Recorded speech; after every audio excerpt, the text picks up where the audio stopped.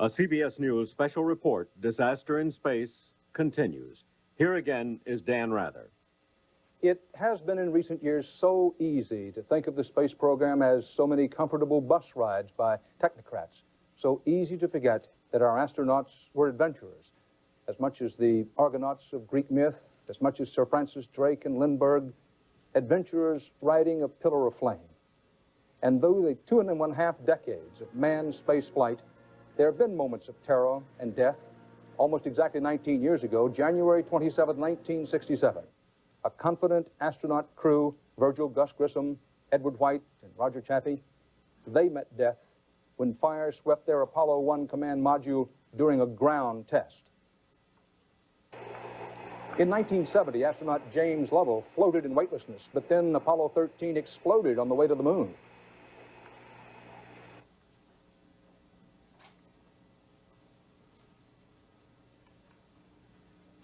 Okay, Houston, we've had a problem here. We've had a main B bus underbolt. We had a main B bus underbolt. An oxygen tank had been mishandled during manufacturing. Apollo 13 finally returned safely to Earth. The dangers of space travel apply to all. The Soviet Union, the only other nation to send manned vehicles into space, has reported the deaths of at least 4 cosmonauts. On October 12, 1964, a Soviet cosmonaut completed a successful 24-hour space odyssey, but in 1967, he would become the first person to die during a space flight when his Soyuz 1 crashed after re-entry.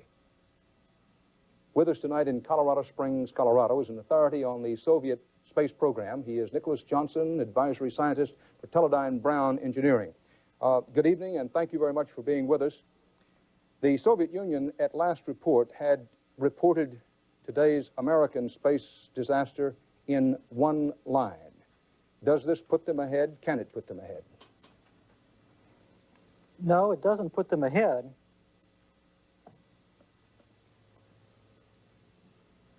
And how much do we know about the Soviet accidents over the years? Now, I mentioned that I know we're having some audio problems there, and we hope those get cleared up for you. That the Soviets have reported the deaths of 4 cosmonauts, but you and others have written that there's some reason to believe that they've had more accidents than they've been willing to make public. Well, we only understand that they've had 4 actual fatalities on 2 different missions about 4 years apart, the first in '67 and the second in 1971. But at 4-year intervals, there have been 3 other near-fatal accidents, the last occurring in September 1983, when 2 cosmonauts almost suffered an identical fate to what happened today. The Soviets have favored unmanned space exploration, have they not? Well, they've accomplished many things with manned space flight, to make no mistake about it, but they've favored unmanned exploration. Well, if you look at the ledger, then certainly they have launched more unmanned spacecraft than we have. But they've also launched more manned spacecraft, so percentage-wise, it's pretty much equal. They don't use the same kind of propulsion system that we do for launch and getting into orbit, though. No, they don't use the more exotic liquid hydrogen, liquid oxygen. They simply use liquid oxygen and kerosene, which dates back to the V-2 rockets of World War II. To have it clearly understood, the V-2 rockets used more solid rocket fuel. So go ahead. No, they were liquid fuels, but they were simply kerosene and oxygen, and not liquid hydrogen and liquid oxygen. And the technique, the knowledge of how to use liquid oxygen and liquid hydrogen as we do in getting our space shuttles into orbit, the Soviets have that technology and know-how, or they don't, or we don't know. They have never demonstrated it, but we believe they're working on 3 new vehicles, one very similar to the space shuttle, which will use exactly the same technique. Mr. Johnson, when I asked you the question at the beginning where you had some trouble hearing whether this could put the Soviets ahead, you studied the Soviet space program very closely, and you have for a long time. It's always hard to make a comparison, but obviously, clearly, this is going to set back the U.S. space program. And what advantage will that be to the Soviets? Are they in a position to take special advantage of that? I don't think it will give them advantages because we're not traveling the same path in space right now. They are concentrating on manned occupation of low-altitude satellites. For the last 6 years, they've occupied that station for about half of each year. What we have been doing recently is simply deploying satellites and gaining new experience, which we lost in the late 70s. I don't think that this actually gives the Soviets an advantage. They're simply applying their techniques in a different manner. Mr. Johnson, we want to move on to other coverage, but why have the Soviets never put a man on the moon? They tried for a long while. Well, I think what happened, they were running very close behind us in 1968. And when we were successful with Apollo 8 around the moon in December of that year, then their program, which was a little bit farther behind, simply got canceled because they could not catch up quickly enough. Thank you very much, Nicholas Johnson, Advisory Scientist for Teledyne Brown Engineering. The Space Shuttle, a truck, a kind of flying workhorse, reusable and lately used for the first few times as part of the U.S. military space program. This brought something brand new to the whole Space Shuttle program, secrecy and news blackouts about U.S. military payloads. CBS News Defense Department correspondent David Martin reports it's no secret the Pentagon is no fan of the shuttle, now more than ever. Later this year, the Space Shuttle Challenger was to have carried a top-secret military payload into space, one of 5 military missions scheduled for the Space Shuttle this year. Now the Challenger is no more, now that all shuttle flights are grounded indefinitely, Pentagon officials are scrambling to determine just what effect today's tragedy will have on the military's race into space. The Pentagon is counting on the shuttle to carry vital communications and intelligence satellites, as well as Star Wars experiments, into space. By the 1990s, officials foresee a need for 24 military space launches a year, more if a Star Wars defense against Soviet missiles is actually deployed. With that kind of schedule, the Air Force already has warned that if one of the shuttles were to be lost, quote, we could never catch up. We have main engine start. We have a cutoff. Even before today's catastrophe, there were increasing doubts about NASA's ability to meet the Pentagon's space needs. So the Air Force is hedging its bets by building new rockets to back up the shuttle. The first of the new rockets will not be ready until 1988.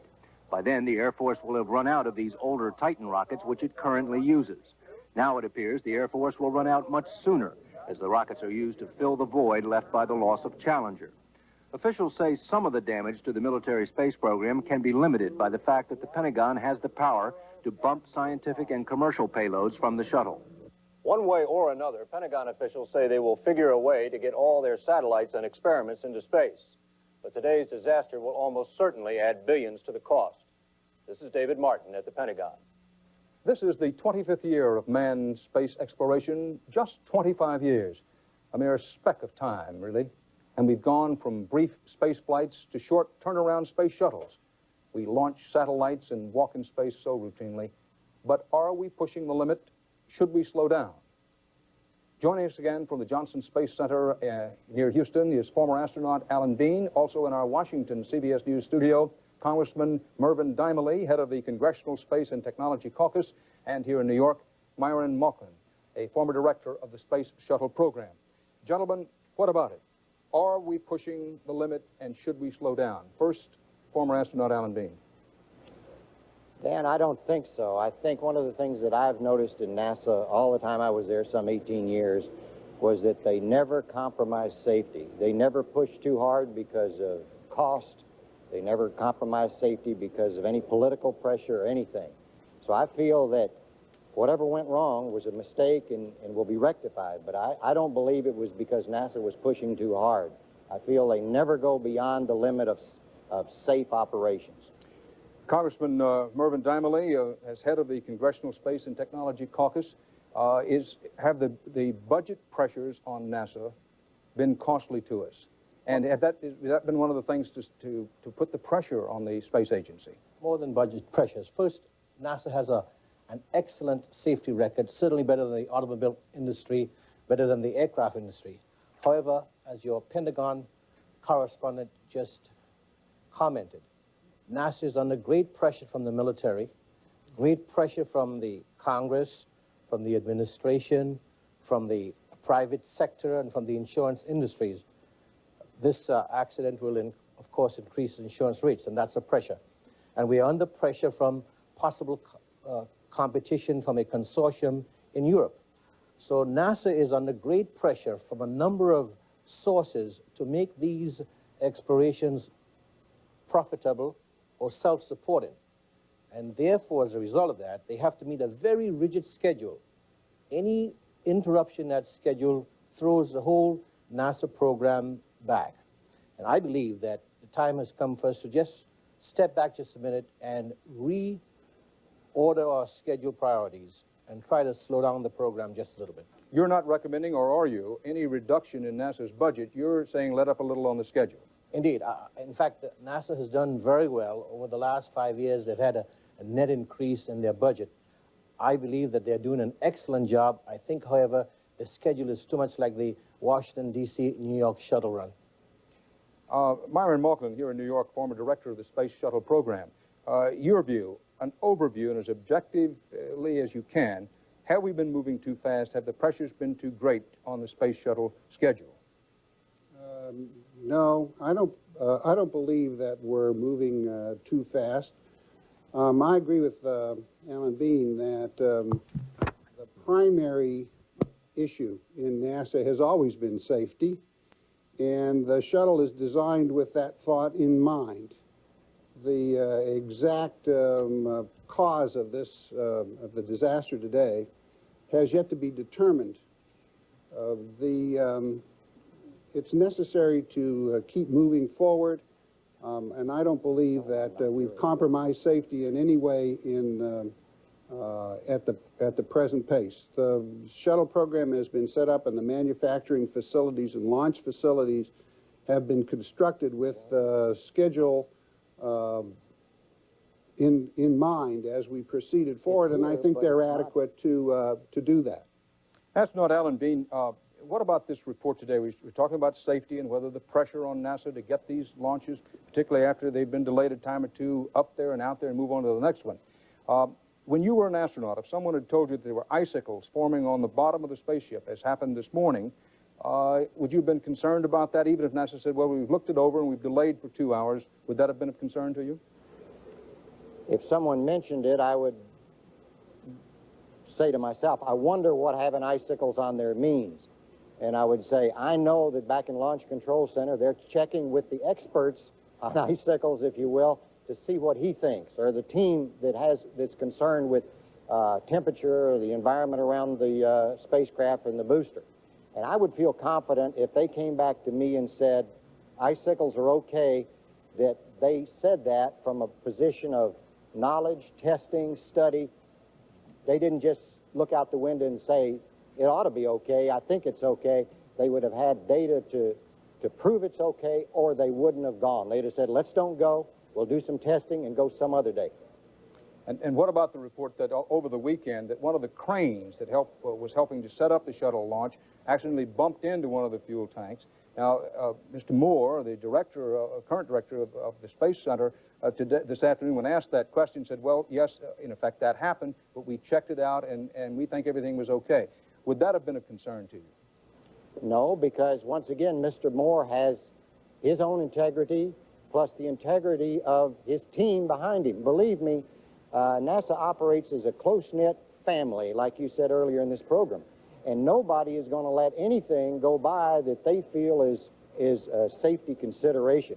Things that have bitten us before in the space program are things that we didn't know. We thought we knew, and then they were wrong. We've never had a failure that I know of in the space program where people stood up and said, this needs to be fixed, it's going to be a failure later on, something's going to break, this is going to blow up. If they ever say that, we go study the problem and we solve it, and we make sure finally that everybody agrees it's safe.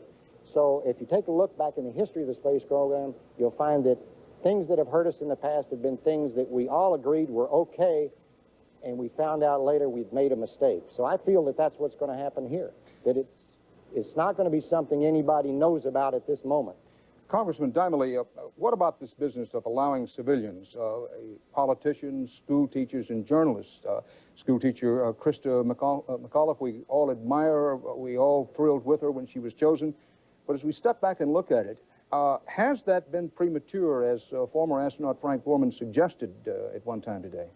Well, I think it was perfectly proper to have a school teacher on, because what we are attempting to do is to explore space and to bring this message back to our classrooms.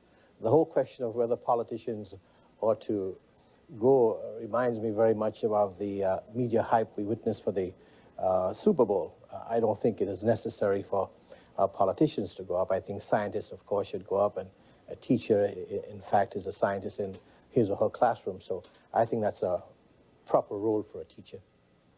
Former director of the Space Shuttle program, Mr. Malkin, we earlier quoted a United Press International report saying that speculation, clearly underline that word, speculation in the early investigation is focusing on the spacecraft's large fuel tank, that massive external fuel tank that's manufactured by Martin Marietta Aerospace in Louisiana. Do you have any information on your own that would indicate that's true? And whether you do or not, what checks are made on these contractors for quality control? I would say that there's no question that the source of the major amount of energy that contributed to the explosion came from the external tank. But you can't, I would be very hesitant to indict that element at this time. There's a lot of material to be gone over before we can decide that that is the case. The earlier suggestion that was showing up in the films about those little flashes from apparently coming from the solid rocket booster have to be examined very carefully to determine whether or not those are the cause. As to the quality, the control that goes into making the external tank, that's a welded aluminum structure. And there's about 1 kilometer of weld in that tank. All the joints are x-rayed, and early on in the program, they were getting to a place where there was,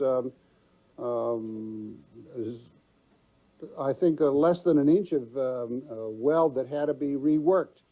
So I would not think that that could be a problem. We have to really wait for all the data to be examined to get a better idea of what's really happened. Mr. Malkin, we know that we've had quality control programs in things such as nuclear submarines, welds that are not exactly and precisely made. And there have been many complaints about the decline of craftsmanship and quality in the manufacture of American weaponry and things such as submarines and space shuttles. Now, surely you faced that when you were in your job as the director of the Space Shuttle program. There is always quality issues that are dealt with, and you cannot say that everything is perfect. But the procedures that are in place to detect those things are excellent. I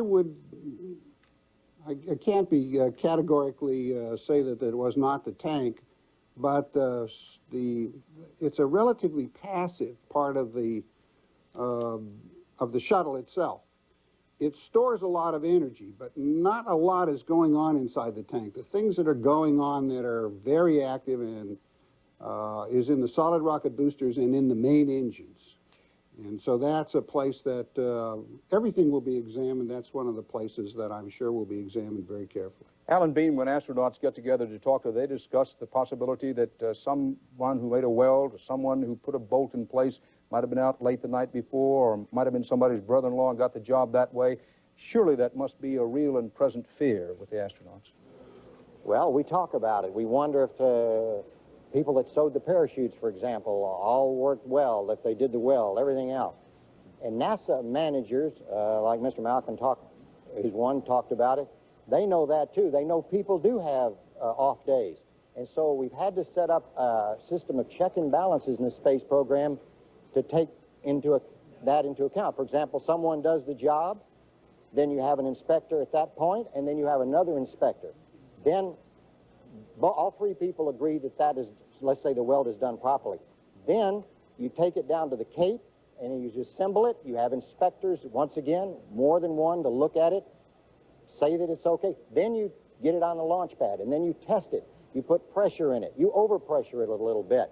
You do all these different tests to ensure that the fella 6 months ago or a year ago back at the factory didn't make a mistake. And when these systems of checks and balances are finished, then I think everybody has confidence. I know we as astronauts always had confidence in the hardware. Thank you, Alan Bean.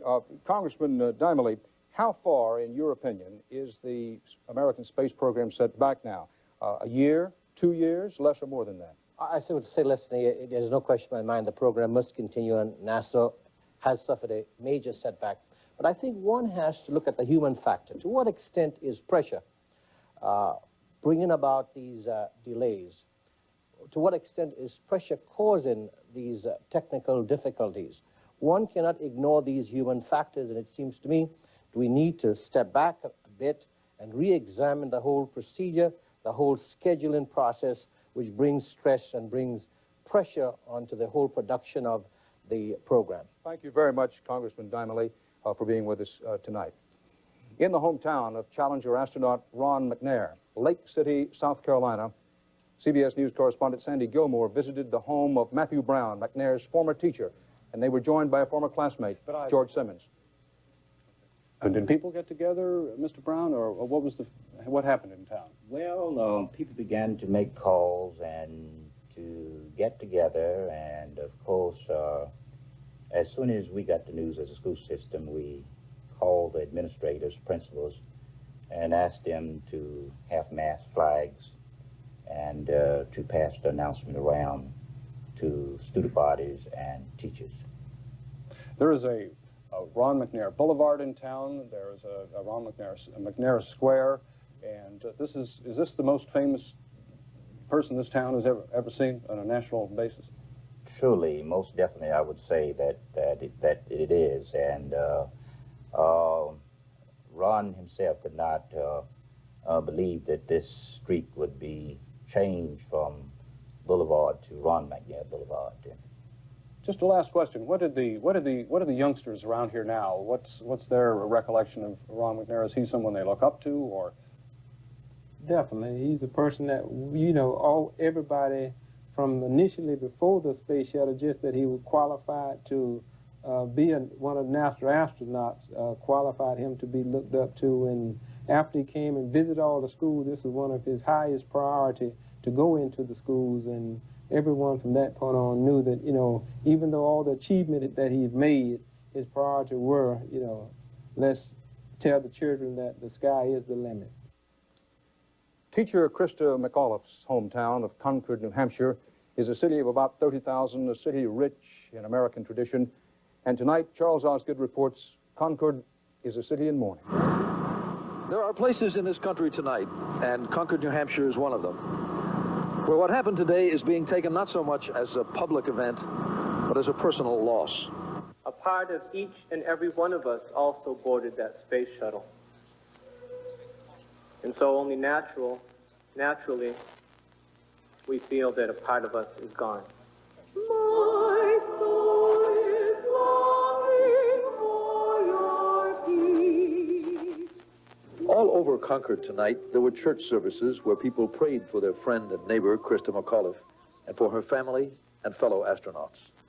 And we, not understanding, are inconsolable.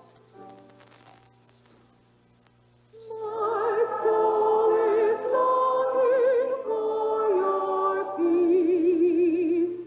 The same thoughts were being expressed everywhere in Concord, in the stores and streets, and on the radio. This one thing was on everyone's mind. Many of us were watching as the craft exploded.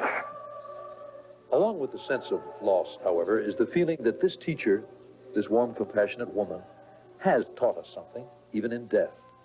And others will dare to do more and to take her place because of the example of Krista and those who perished with her today.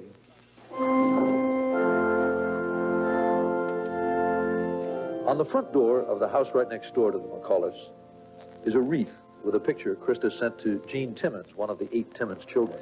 On the picture, Krista wrote a little note to Jean, and this is what she said.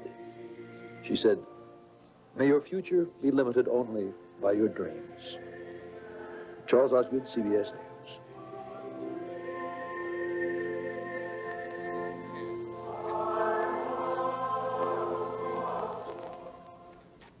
CBS News correspondent Walter Cronkite was present at the creation of the American space age, covering this nation's space program through the sunshine and the showers, from its faltering beginnings through tragedy to the triumph of man on the moon and beyond.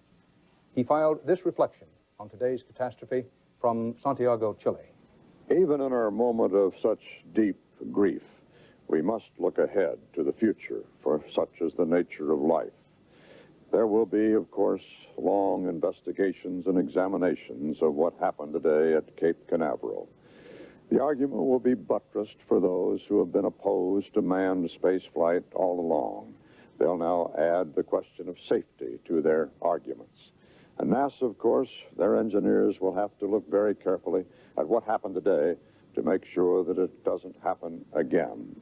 Those of us who have watched the development of our space program from the very beginning, long before man first essayed a trip into space, we saw a lot of rockets blow up on the pad, soar into space, and then be destroyed. And I think in the backs of our minds always was locked the fear that someday all that volatile fuel would get loose when man was aboard, as indeed happened today. But America's pride in what it has accomplished in space in more than a quarter of a century of safe manned flight should not be diminished by today's terrible tragedy. We have come a long way in space, and there's still so much to be done out there.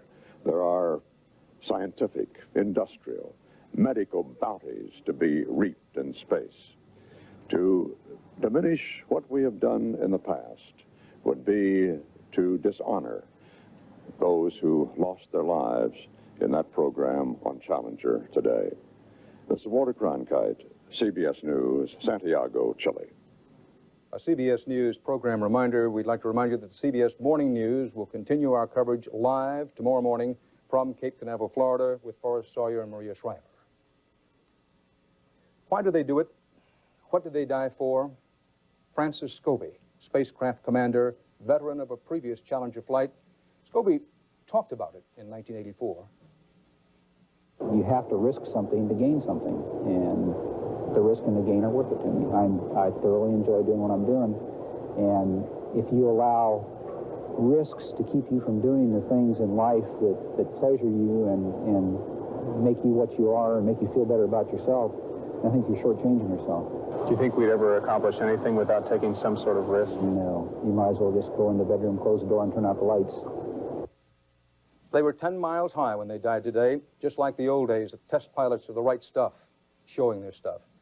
But it was not like the old days of out on the edge, seat of the pants flying with flyers all cut from the same cloth. These were Americans from all walks, from all backgrounds.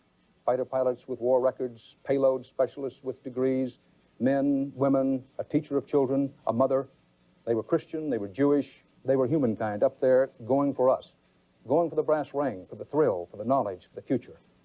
In a paraphrase of the poet James Dickey's work, put them high on the list of men and women who counted. These searchers and seekers, these astronauts and teachers who died today in what became the spaceship disaster. They died in the blue and silver furnaces of their spacesuits. Think about them, who they were, and the way they were.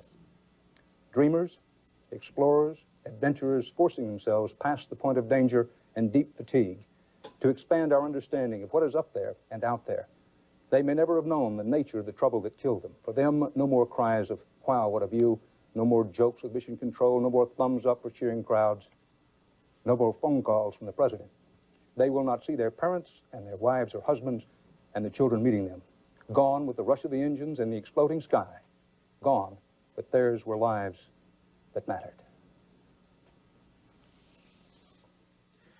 This has been a CBS News special report. Disaster in Space.